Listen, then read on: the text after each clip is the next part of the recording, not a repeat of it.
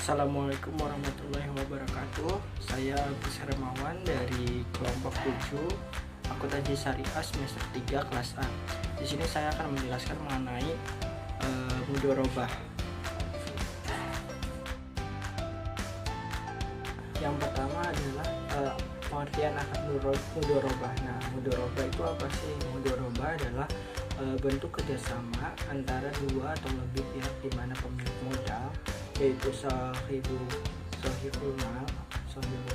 amal, mempercayakan jumlah modal kepada pengelola yang dinamakan mudharib. Nah, dengan suatu kejadian di awal. Bentuk ini menegaskan kerjasama dengan kontribusi 100% modal dan keahlian dari pengelola. Jadi ini merupakan bentuk akad penanaman modal di mana pemilik modal itu ngasih uang 100% kepada pengelola dan pengelola itu harus bisa mengelolanya. Nah, pada dasarnya mudharabah ini merupakan akad muamalah di mana hukumnya boleh sampai datang dalil yang mengharamkannya. Nah, kalau dari secara garis besar itu mudharabah itu mempunyai banyak pengertian ya. Misalnya dari pengertian para ulama mengenai mudharabah. Nah, menurut para fuqaha, mudharabah adalah akad antara dua pihak yang saling menanggung. Salah satu pihak menyerahkan hartanya kepada pihak lain untuk dipertanyakan dengan bagian yang telah ditentukan dari keuntungan dan seperti setengah atau sepertiga dengan syarat-syarat yang telah ditentukan. Nah, menurut Imam Hanafiyah, mudharabah adalah akad sighah dalam laba satu pihak pemilik harta dan pihak lain pemilik jasa. Nah, menurut Imam Malikiyah, mudharabah adalah akad perwakilan di mana pemilik harta mengeluarkan hartanya kepada yang lain untuk diperdagangkan dengan pembayaran yang ditentukan. Contohnya misal emas atau perak. Nah, kalau menurut Imam Hanabilah, mudharabah adalah ibarat pemilik harta menyerahkan hartanya dengan ukuran tertentu dengan orang yang berdagang dengan bagian dari keuntungan yang diketahui. Nah, kalau menurut ulama Syafi'iyah, mudharabah adalah akad yang menentukan seseorang menyerahkan hartanya kepada orang lain untuk dijarhakan. Penjelasan selanjutnya yaitu mengenai landasan hukum, syarat, dan rukun mudharabah. Nah, ketentuan hukum mudharabah itu yang pertama, mudharabah dapat dibatasi oleh periode tertentu. Maksudnya mudharabah ini bisa dibatasi oleh waktu atau periode yang telah ditentukan. Nah, kontrak tidak boleh dikaitkan atau mu'alaf dengan kejadian di masa depan yang mungkin terjadi. Jadi kita belum bisa menentukan kontrak yang akan terjadi, kontrak mengenai masa depan. Atau misalkan kayak gini, kalau misalkan terjadi apa keuntungan itu kita kayak gini, dan ataupun kalau misalkan terjadi sesuatu harus kayak gini, itu tidak boleh. Nanti menunggu apa yang akan terjadi pada saat di depan itu. Nah, tidak ada. Yang ketiga itu tidak ada ganti rugi dalam mudharabah karena bersifat amanah, kecuali akibat kesalahan disengaja, kelalaian atau pelanggaran tertentu. Nah, kalau misalkan ini dalam mudharabah ini tidak ada ganti rugi, di mana pemilik harta itu udah mengikhlaskan hartanya untuk para pengelola usaha. Nah, para pengelola usaha itu juga para pengusaha itu juga mempunyai tanggung jawab atau amanah yang diamanahkan oleh pemilik modal, di mana dia harus mengelola uangnya dengan baik, mengelola usahanya dengan baik agar tidak terjadi suatu. Nah, kalau misalkan mereka melakukan kesalahan atau disengaja untuk supaya rugi ataupun biar dananya tidak kembali, itu sama aja. Nah, itu tidak boleh gitu, namanya bukan amanah. Nah, yang keempat ini, jika salah satu pihak tidak memenuhi kewajibannya atau terjadi perselisihan di antara kedua belah pihak, maka penyelesaian dilakukan melalui badan administrasi syariah jika tidak terselesaikan melalui musyawarah. Nah, misalkan terjadi sesuatu dalam mengelolanya, terus pihak kedua atau pihak yang pertama itu tidak bisa menyelesaikan dengan musyawarah atau dengan kelegaan, mereka bisa menggunakan pihak ketiga, yaitu menggunakan arbitrasi syariah. yaitu melalui jalur hukum atau lain sebagainya.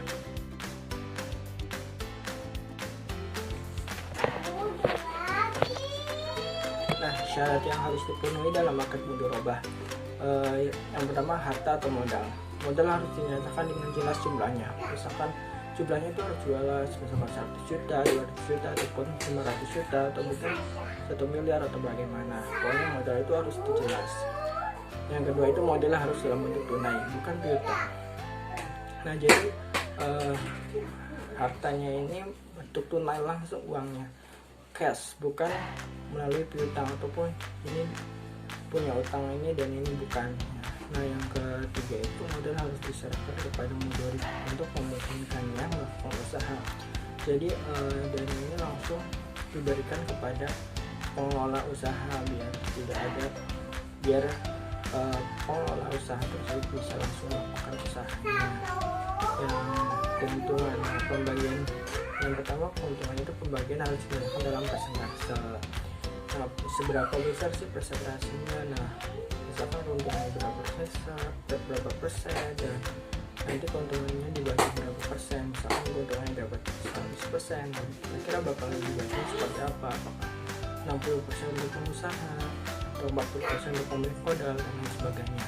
Itu harus dinyatakan dalam bentuk persentase.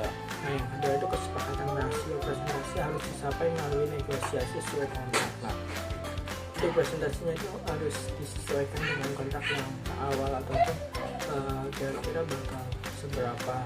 Jadi udah dinyatakan dalam perjanjian sebelumnya. Saat keuntungannya harus segini dan segini, itu harus melalui presentasi. Yang ketiga itu pembagian keuntungan baru dapat dilakukan setelah mudharib mengembalikan seluruh atau sebagian modal. Nah, baru keuntungan itu baru bisa didapatkan setelah mudharib mengembalikan seluruh atau sebagian modalnya. Mudharabah ini ada beberapa rukun yang harus dipenuhi dalam akadnya. Misalkan yang pertama itu modal, yang kedua pekerjaan, yang ketiga laba, yang keempat zihat, dan yang terakhir pasti ada dua orang akad. Jadi ada dua orang lagi, misalnya pemilik modal dengan pengusahanya. Penjelasan berikutnya itu mengenai jenis-jenis akad mudharabah. Yang pertama ini ada mudharabah mutlaqah, di mana yaitu bentuk kerjasama antara penyedia modal dengan pengelola modal yang cakupannya sangat luas dan tidak dibatasi oleh spesifikasi jenis usaha, waktu, dan daerah yang akan digunakan untuk usahanya. Di mana ini merupakan penyediaan modal, dan bagi para penyedia modal itu mereka tidak membatasi untuk usaha ataupun daerah yang akan digunakan untuk usahanya. Jadi mereka pure hanya untuk menyedia modal dan untuk digunakan apa saja usahanya. Yang penting usahanya itu masih baik. Kira-kira usahanya untuk siapa, dan itu untuk bebas mau diusahakan ke apa saja itu. Jadi mudharabah ini tidak membatasi untuk usahanya. Nah, yang kedua ini ada mudharabah muqayyadah. Mudharabah muqayyadah adalah kebalikan dari mudharabah mutlaqah, yaitu mudharib atau pengelola modal ini dibatasi dengan batasan jenis usaha, waktu, dan tempat usahanya. Dengan adanya pembatasan tersebut seringkali mencerminkan kecenderungan umum sahibul mal dalam memasuki jenis dunia usahanya.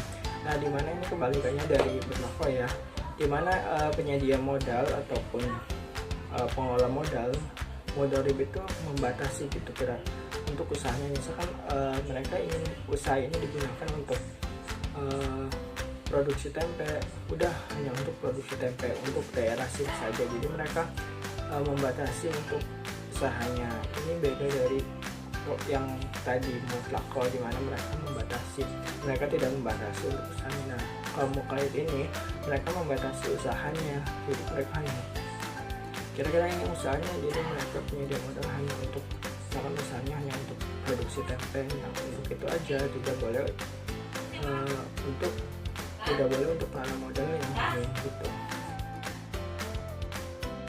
Nah, untuk jenis terakhir ini ada mudharabah mushtarakah, merupakan bentuk mudharabah dengan kondisi pengelola dana menyertakan dana atau modalnya ke dalam kerjasama usaha di tengah perjalanan usaha. Bentuk mudharabah ini adalah solusi sekiranya dalam perjalanan usaha pengelola dana memiliki dana yang dapat dikontribusikan dalam kegiatan usaha, sedang di sisi lain adanya penambahan modal ini akan dapat meningkatkan kemajuan kegiatan usaha. Nah, mudharabah ini merupakan di mana mereka pengelola dana itu melakukan penyuntikan dana ke pengusaha-pengusaha di mana mereka melakukan pendanaan kepada usaha yang sudah dijalankan, di mana mereka menyuntikkan dana biar usahanya lebih maju. Jadi ini mudharabah musyarakah ini misalkan kayak penambahan modal untuk suatu usaha gitu, mereka melakukan bentuk mudharabah ini bisa menjadi solusi untuk usaha-usaha yang misalkan kurang dana ataupun membutuhkan dana, jadi mereka bisa mengambil jenis yang seperti ini. Penjelasan berikutnya itu mengenai asas-asas perjanjian mudharabah. Nah, asas-asasnya itu apa aja sih? Yang pertama itu ada perjanjian. Nah, perjanjian mudharabah ini bisa dilakukan secara formal maupun informal, di mana bisa dilakukan secara tertulis maupun lisan ataupun tidak tertulis. Nah, yang kedua ini perjanjian mudharabah dapat pula dilangsungkan di antara sahib al-mal dan beberapa mudharib, dapat pula dilangsungkan di antara beberapa sahib al-mal dan beberapa mudharib. Yang ketiga yaitu menyerahkan modal mudharabah kepada mudharib. Bila hal itu tidak dilakukan, maka perjanjian mudharabah menjadi tidak sah. Nah, biar misalkan para mudharib ini tidak menyerahkan modalnya ke sahibul mal, berarti ini tidak sah. Nah, yang keempat yaitu ada sahib al-mal dan mudharib haruslah orang yang cakap bertindak hukum dan cakap diangkat sebagai wakil. Sahib al-mal menyediakan dana, mudharib menyediakan keahlian, waktu, pikiran, dan upaya. Nah, yang keempat ini mudharib berkewajiban mengembalikan pokok dana investasi kepada sahib al-mal ditambah bagian dari keuntungan sahib al-mal. Jadi mudharib ini berkewajiban atau pengelola usaha ini berkewajiban mengembalikan dana yang telah diberikan oleh pemberi dana gitu, plus beserta keuntungan investasi yang telah diberikan. Nah, yang ada yang berikutnya itu ada syarat perjanjian mudharabah wajib dipatuhi mudharib. Jadi pengelola usaha itu harus wajib mematuhi syarat-syarat yang diberikan. Yang terakhir itu mudharabah harus berakhir karena telah tercapainya tujuan dari usaha tersebut. Penjelasan berikutnya itu mengenai sebab-sebab batalnya mudharabah. Ada beberapa sebab yang bisa menyebabkan mudharabah ini batal. Nah, yang pertama ini tidak terpenuhnya syarat sahnya mudharabah. Seperti yang tadi saya jelaskan mengenai syarat mudharabah, jika salah satunya tidak terpenuhi maka mudharabah ini bisa batal. Nah, yang kedua ini pengelola atau mudharib sengaja tidak melakukan tugas sebagaimana mestinya. Nah, jika pengelola usaha ini tidak melakukan usahanya benar-benar dan mereka hanya melakukan hal-hal yang tidak semestinya, maka mudharabahnya ini bisa dibatalkan atau bisa batal karena mereka tidak melakukan tugas yang telah atau kewajiban yang telah diberikan gitu. Ketiga adalah sebab batalnya mudharabah. Yang ketiga adalah pengelola atau pemilik modal meninggal dunia. Nah, jika pengelola atau pemilik modal meninggal dunia, maka mudharabahnya itu bisa batal. Baik, itulah presentasi atau penjelasan mengenai akad mudharabah dari materi kelompok 7. Mohon maaf jika penjelasan saya kurang jelas ataupun banyak yang salah, mohon maklumi. Terima kasih.